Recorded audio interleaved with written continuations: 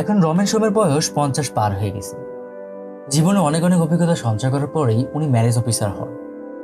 কিন্তু এই নতুন ভূমিকায় স্বল্পকালীন সময়ে যে অভিজ্ঞতা সঞ্চয় করেছেন তা বহু মানুষ সারা জীবনে সঞ্চয় করতে পারে না।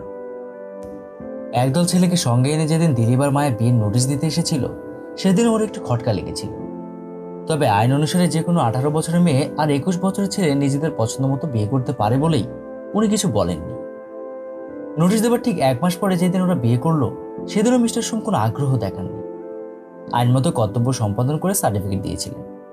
আমি শ্রী রমেন্দ্রনাথ সোম এত দ্বারা নিশ্চিতভাবে জানিয়ে দিয়েছি যে শ্রী দিলীপ ঘোষ ও শ্রীমতী মায়া ঘোষ আমার সামনে হাজির হন এবং নিচে স্বাক্ষরিত 3 জন সাক্ষীর সমক্ষে 11 নং ধারা অনুযায়ী ঘোষণা করিবার পরে আইন অনুসারে আমার সামনে উহাদের বিবাহ সম্পাদিত হয়।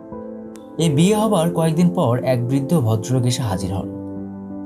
আমার নাম নিবারণ ঘোষ, একটু বিপদে পড়ে আপনার কাছে এসেছি। মিস্টার সোম বললেন, বলুন আমি কি করতে পারি। আপনি রেজিস্ট্রি বিয়ে দেন? মিস্টার সোম শুধু মাথা নাড়লেন। ইদানিংকালে শিবনাথ ঘোষ নামে কোনো ছেলের বিয়ে দিয়েছিলেন?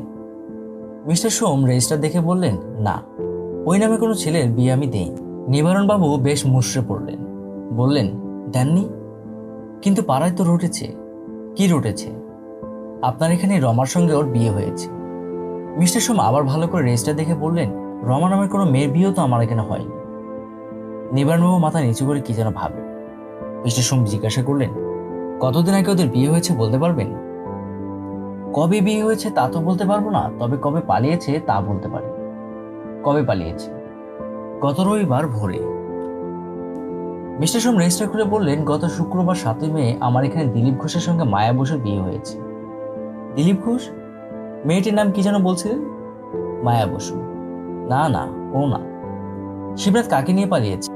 সম্পর্কে আমার এক জ্ঞাতি বোন রমা মিত্রকে নিয়ে পালিয়েছে। নিবারণবাবু একটু থেমে বললেন, সবচাইতে বড় কথা, সামনে জ্যৈষ্ঠ রমার বিয়ে ঠিক করা হয়েছিল। হঠাৎ রেজিস্টারের দিকে চোখ পড়তে মিস্টার সোম বললেন, আচ্ছা সাক্ষীদের নাম বলছি, দেখুন তো চিনতে পারেন কিনা। জ্যোতি চক্রবর্তী, নন্দদুলাল দে আর কমল রায়। নিবারণবাবু ঠোঁট উল্টে বললেন, না, ওদের কাউকে চিনতে পারলাম না। এবার মিস্টার সোম জিজ্ঞাসা করলেন, আপনি শিবনাথ আর রমার হাতের লেখা চিনতে পারবেন? শিবনাথের হাতের লেখা চিনতে পারবো, কিন্তু রমার হাতের লেখা তো চিনতে পারবো না।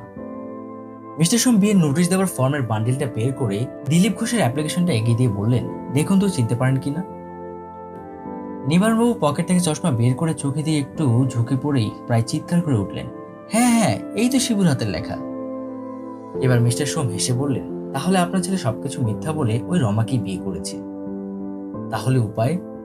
পুলিশে রিপোর্ট করুন, বিচার হতে দুজনেই জেল হবে। কিন্তু কিন্তু কি? তাতে তো আমি বাঁচতে পারবো না। ওই মেয়েটার বাবা মাকে আমি কি বলবো? নিবারণবাবু খুব জোরে একটা দীর্ঘ নিঃশ্বাস ফেলে আপন মনে বললেন, অত গহনাগাটি কোথা থেকে আমি পাবো?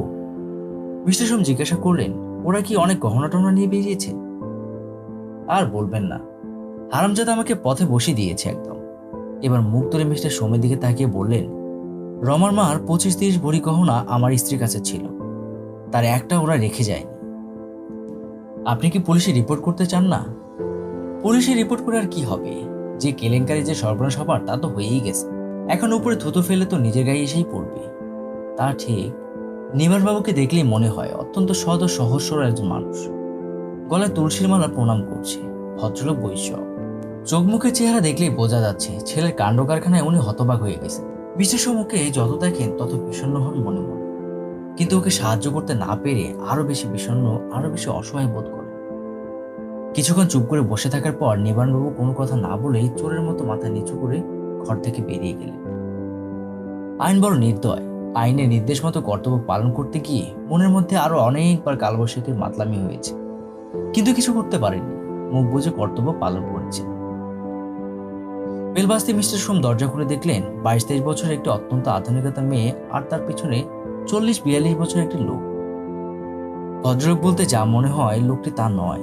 মেয়েটির পরনে একটা জিন্স, উপরে একটা নটেড ব্লাউজ, তা উপরের দিকের কোটা 2 বোতাম খোলা। মেয়েটি জিজ্ঞাসা করলো, এক্সকিউজ মি, আপনি কি ম্যারেজ অফিসার মিস্টার সোম? প্রশ্নটি শুনে উনি বুঝলেন মেয়েটি আইন জানে। সাধারণত সবাই বলে ম্যারেজ রেজিস্ট্রার, কিন্তু আইন বলে ম্যারেজ অফিসার। উনি বললেন, হ্যাঁ, বিয়ের নোটিশ দিতে এসেছি। আপনার কি এখন সময় হবে? নিশ্চয়ই, ভিতরে আসো।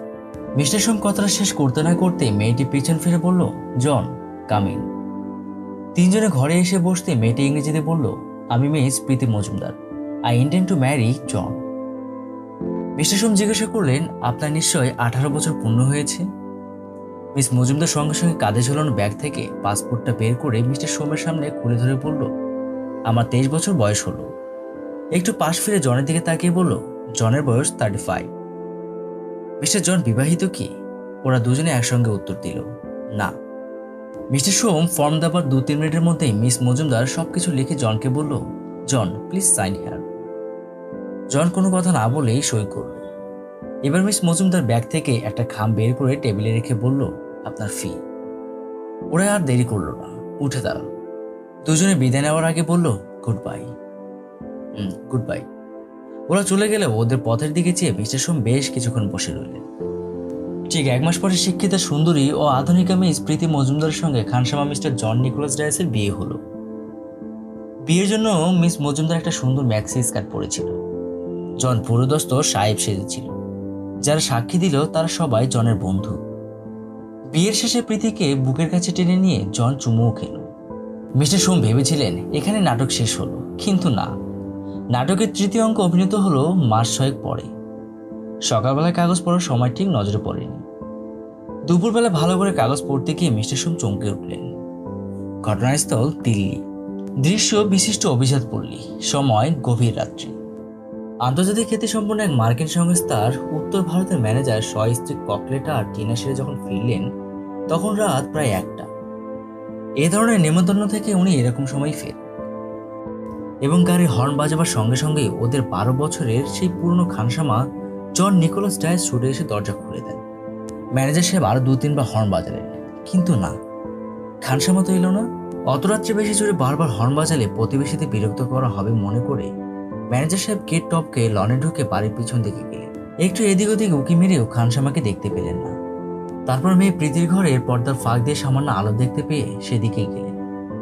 ম্যানেজার সাহেব উন্মাদের মতো চিৎকার করে উঠলেন, জন, আই উইল কিল ইউ। মেয়ে প্রীতি আর খানসামা জনকে এমন পরিস্থিতিতে ম্যানেজার সাহেব দেখলেন যে উনি সত্যি আর স্বাভাবিক থাকতে পারলেন। পাগলের মতো ছুটে এলেন সামনের দিকে। দরজা ভেঙে ঘরে ঢুকলেন। রাইফেলটা দেখতে পেলেন না। আলমারির লকার থেকে রিভলভারটা বের করলেন, গুলি ভরলেন, এগিয়ে গেলেন মেয়ের ঘরের দিকে। প্রীতি জনকে আড়াল করলেও জনের হাতের রাইফেলটা ম্যানেজার সাহেব দেখতে পেলেন। ম্যানেজার সাহেব গর্জে উঠলেন, প্রীতি সরে যাও, I must kill that beast. জানোয়ারটাকে মরতেই হবে। প্রীতি চিৎকার করে উঠল, ড্যাডি, জন আমার স্বামী। Nonsense. Yes daddy, John is my husband. প্রীতিকে কথাটা শেষ করতে না দিয়ে পিছন থেকে জন একটু বিদ্রুপ করে বলল, প্রীতি ইজ প্রেগনেন্ট। আর কমাস পরেই স্টপ বাস্টার্ড। জন পাশ থেকে মুখখানে একটু বের করে বলে, সত্যি আপনার নাতি হবে। এই নাটক বেশিক্ষণ চলেনি, মাত্র মিনিট 10। নাটকের অভিনয় শেষ হবার সঙ্গে সঙ্গে মঞ্চের উপর ম্যানেজার সাহেব, জন আর প্রীতির মৃতদেহ গড়িয়ে পড়ল। খবরের একবারে শেষে বলা হয়েছে পুলিশ প্রীতির ঘর থেকে ওদের বিয়ের ম্যারেজ সার্টিফিকেট উদ্ধার করেছে এবং জানা গেছে মাস 6 আগে কলকাতায় ওদের বিয়ে হয়। খবরটা পড়া শেষ হতে মিস্টার সোম যেন প্রীতিকে চোখের সামনে দেখতে পেলেন। জনকে ভালোবাসার মধ্যে তার কোনো দ্বিধা নেই, দ্বন্দ্ব নেই, সংশয় নেই। মিস্টার সোম যেন স্পষ্ট শুনতে পেলেন সেই সুন্দরী শিক্ষিতা আধুনিকা মুক্তকণ্ঠে বলছে, আই ইন্টেন্ড টু ম্যারি জন। কতক্ষণ যে উনি চুপচাপ বসেছিলেন তারও নিজেরও খেয়াল নেই। সাবিত্রী পাশে এসে দাঁড়িয়ে চিৎকার করে বললেন, বিনু মামা, খাবার সামনে নিয়ে কতক্ষণ বসে থাকবেন? মিস্টার সোম খুব আস্তে বললেন, তুমি যাও, আমি আসছি।